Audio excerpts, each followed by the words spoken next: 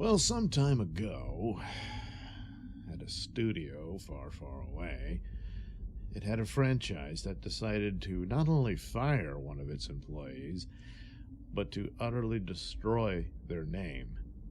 And more so than the firing, destroying her name uh, seemed more important than just showing her the door. Of course, this is what happened to Gina Carano, uh, who was cast as the character Cara Dune in the Mandalorian series. Immediately, what was significant about it was that the Mandalorian itself did seemingly the impossible. Uh, the Disney Star Wars sequel trilogies had utterly destroyed the Star Wars brand. You had one good movie that most people agree on with Rogue One, which had to be rescued, reshot, and saved. You had a sort of lackluster, stupid movie in Solo that had to be reshot, fixed, and saved, but didn't really. It ended up losing money. But it paid for the sins of another film.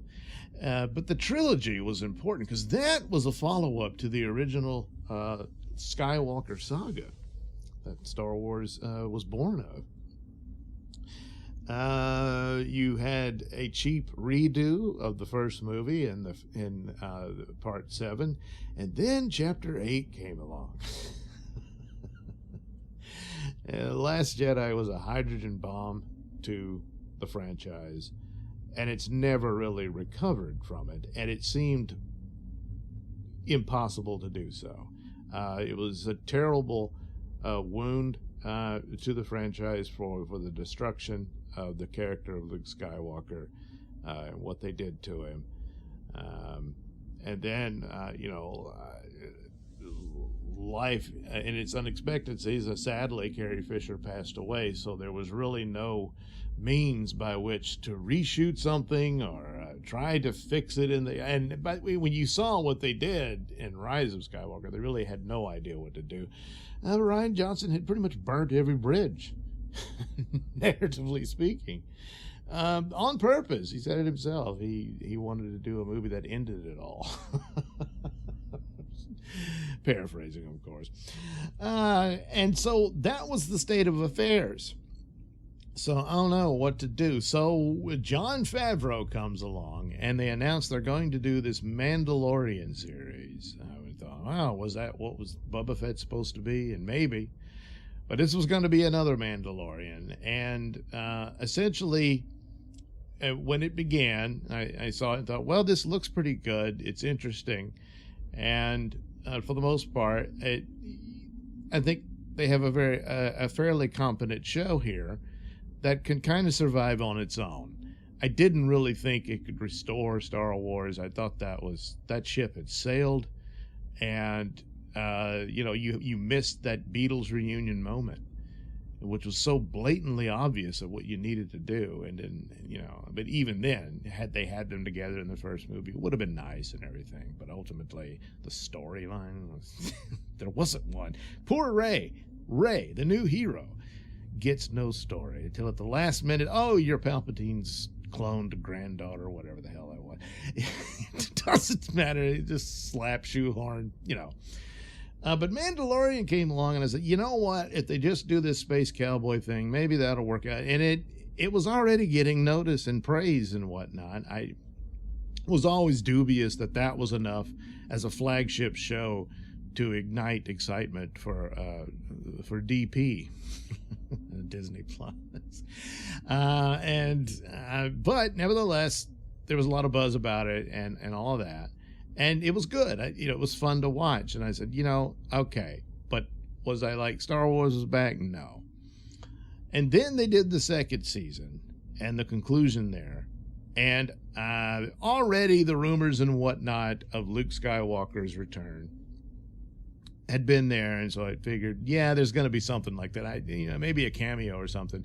And what you get is this full-on Luke Skywalker lightsaber tour de force, saving everybody at the end, and all his full Jedi powers and everything. And it took me by surprise as to how it had quite the emotional impact on me, you know. So, and I said it before, that it felt like seeing an old friend who was long gone. You know, you got people who, you know, they pass away and stuff like that, and you never. But here in a fantasy realm, you got to meet one again, and that's kind of how it was. I was taken aback by it, and afterward I said, you know what, Favreau has done the impossible. I think he brought Star Wars back. It's not perfect, it's not great, but if this is the direction they're going, it's interesting to see what happens, and see what narrative means by which they could restore it. And that lasted for about a month, and then Gina Carano gets fired, and not just fired, they destroy her name, you know, saying she was making comparisons of Holocaust survivors and Republicans and all that. And they knew it. They knew that was BS. The story goes, Kathleen Kennedy didn't like her, said she was going to be trouble.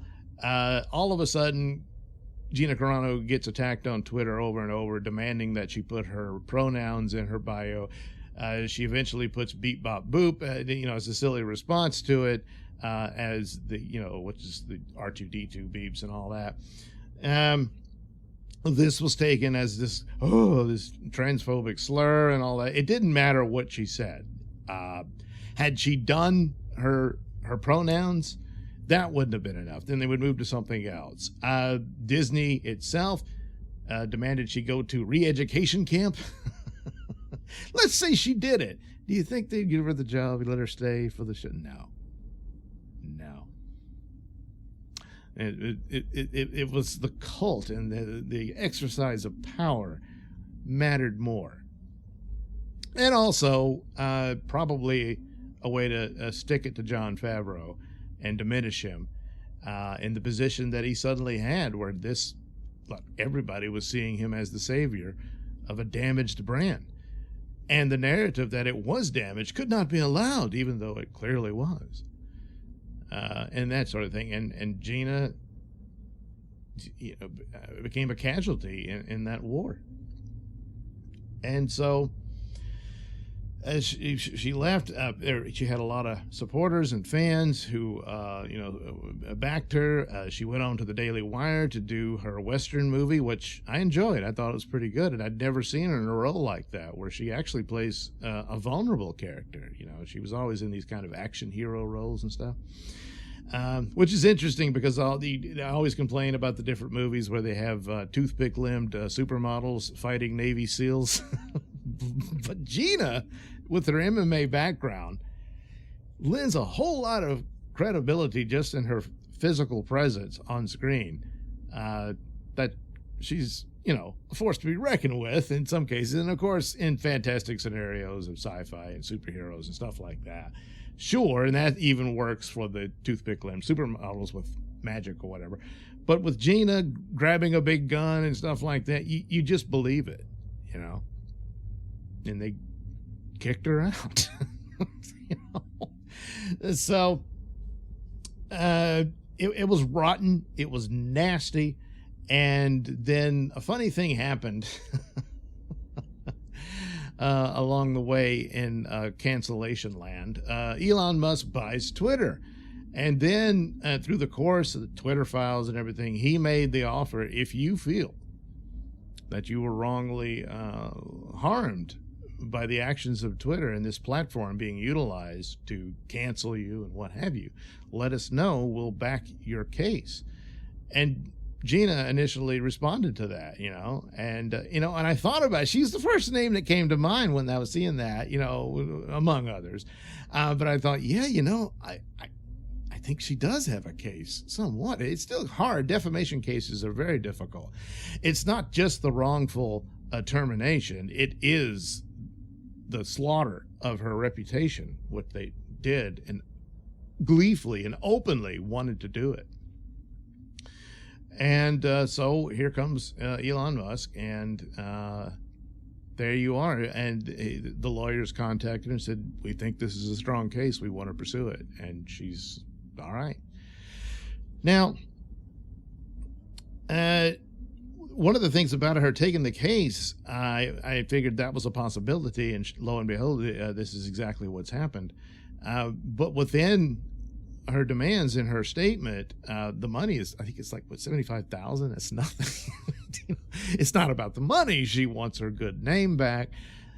And she says she wants to be back on the show, or back in the character, which is now going to be a movie with Mandalorian. I don't know, but there was supposed to be a spinoff series. There was what they were going to do, and they scrapped all that because of this foolishness.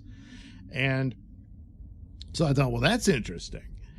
And now there's talk of, well, she's got some goods. So you go back to that story, the rumor that Kathleen Kennedy put the bug in her minion's ears about rid me of this woman, And so I thought, well, there's plausible deniability for her. But if there's actual communications, emails, or DMs on Twitter that can really link her and others directly to this action, that's pretty damn solid and damning in a case here.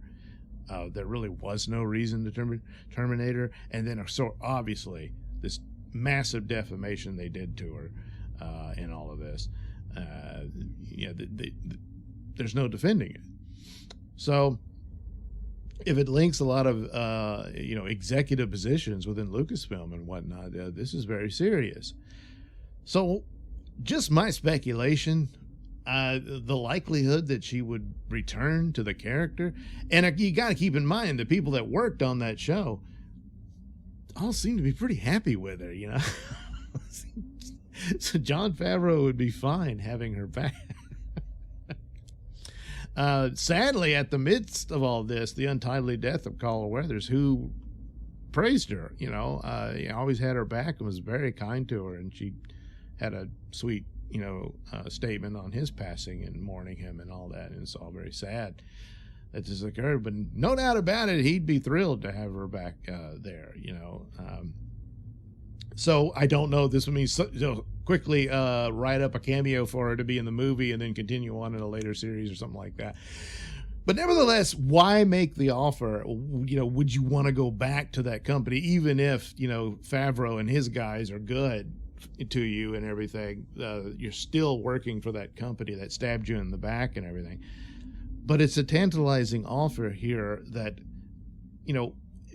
with the low amount of money she's asking for and stuff like that, it's what settlement could they offer? Get her back on the show.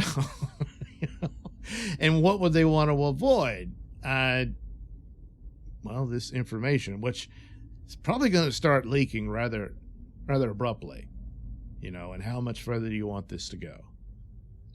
Now, I imagine a deal with her would probably involve, this one and that one, I don't want them on the set. They can't be here anymore. They got to weigh those odds, Meanwhile, there's Elon Musk, and what's the deal here? Why would Elon Musk jump in on this? Well, of course, he put up the offer about legal help for people who were damaged through the Twitter platform by different corporations and whatnot. And so this doesn't just stop at Disney. This could go elsewhere. But nevertheless, Disney, in his war against the woke, and it is a real war, he is serious about this. And I suspect, it's my speculation, of course, but I think it's pretty sound that this is personal for him, if you're aware of what happened to his son. And because he talks a lot about the woke mind virus and stuff like that, and of course the expansion of it and other avenues and whatnot, not just how the effect it has on children, but that's very serious. And I would suspect that his hatred of wokeness is rather severe, because again, I suspect, at least on that level, it's personal. And now he's delved into more of it and its effects and what it's done. And so Disney is, it's, the biggest studio there is in entertainment franchise and corporation and what have you, and the position and power it held. is very significant for the woke movement, the ESG, the DEI, and all that. And so he dumps the documents about where it's just blatant discrimination as a matter of policy there, even though it has the little tagline at the bottom of the statement of, oh, you can't discriminate on race and sex. Yet the entire document is saying you must do it. So, despite the fact that the final line would nullify everything else, it's obvious it's ignored. It's the act, not just slapping a stupid statement at the bottom of it and all that. So he's going to constantly hit at it. Meanwhile, there's proxy war with Nelson Peltz. And Nelson Peltz, what's very simple, he's trying to turn Disney back into a for-profit company, which right now it isn't. It seems to be in pursuit of the woke cult, you know, which is bleeding them money. You know, all their assets are deteriorating. So first Star Wars, now Marvel. There are other, you know, the cartoons and whether they're all failing, and so it's serious. And so now you have Elon and Nelson meeting up. It's really the coming together of different parties who can really help each other out a lot, in tackling this. And so that's serious muscle behind this endeavor. I don't think it just blows away in a matter of days or what have you. And it won't end them if they could reach some deal with Gina, but it would still be this public humiliation. And you can't keep hiding from the blinding reality of what happened here, in this case with Star Wars, but it, of course, goes elsewhere with Marvel and the like. And it's all really good and well-deserved. And so we'll continue to watch this with great interest and wish Gina Carano well.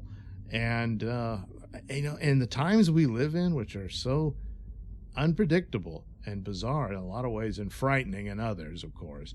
But in light of this, the only entertainment Disney has delivered over the past few years is its corporate soap opera. And man, was this a doozy episode. And the ridiculous thing about it, which the whole thing's ridiculous in a lot of ways, but it's like, you just wanted to get rid of Gina Carano. Okay, you could have just said, we're not going to go with the show. Thank you for your time. Good luck. You know, that would have been the optimal way. She could suspect what happened. She'd probably be like, yeah, I know what this is really about. But she wouldn't really have a case. But no, they wanted to smear her name and ruin her and all that. That was the main thing. They had to do that. And this locks them in where they are, for no other reason other than spite.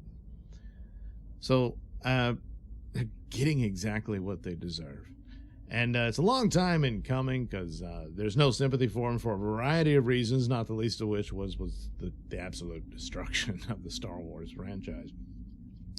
And the one thing that might have saved them, and they had to burn that down too, you know. So best of luck to Gina Carano. I hope she wins more than she ever expected in this, and make the popcorn. You know, obviously the show has just got even more interesting, and the saga continues. It does indeed.